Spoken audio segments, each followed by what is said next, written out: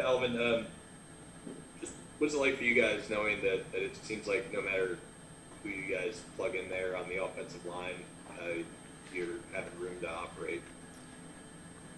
I mean, I feel like I answer a form of this question every week. It's a next man up mentality, and especially with our O line, them dudes. I mean, they come to work every week, and they're ready and they're available for the most part, unless obviously an injury occurs. But the next guy is up. The next guy that's up always does what they're supposed to do. I think it's a testament to that room. They're warriors, and they get the job done. Next one's from John DeSager. Alvin, you guys have been really productive in the run game, especially during the 8-game winning streak. Was there a jump-off point in the season that you can point to and say that's where you took off, or did it just kind of gradually get there? I think it just gradually gets there. We find our rhythm and we find what works, and I think we try to do more of that. We try to duplicate the success, and I think that's part of it is just putting an emphasis on it. I think I said something after last game, like, we want to run the ball. We want the game to be in our hands, as me and Latavius, and our room as a running back room. We want it to be put in our hands, and I think when Sean gives us an opportunity to do that, and the game gives us an opportunity to do that, we obviously shine. So again, it starts with the O line. So. Next one's from Amos Morale.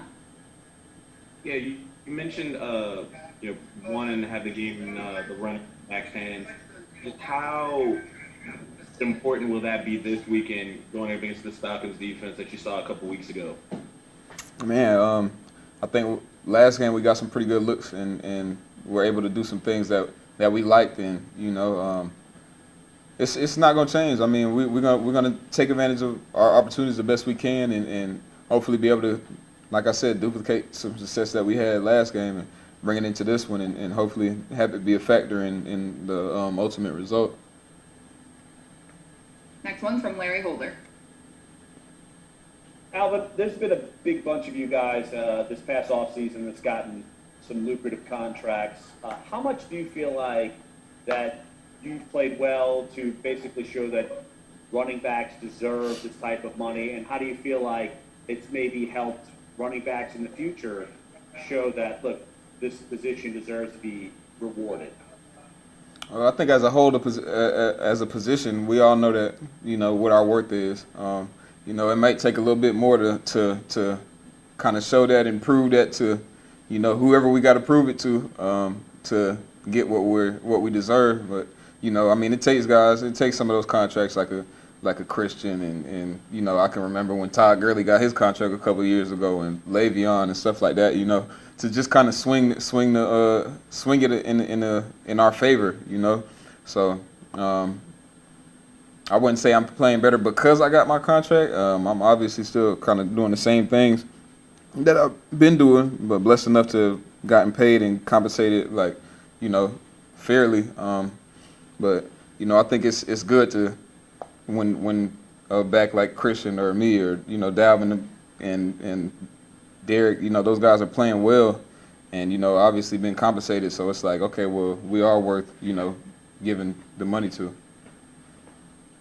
Alvin, how much do you feel verified that you've been able to do it yourself and been such a big piece of the puzzle, and just being able to show, like, all right, I've got this big deal and I'm playing as well or if not better than you were before?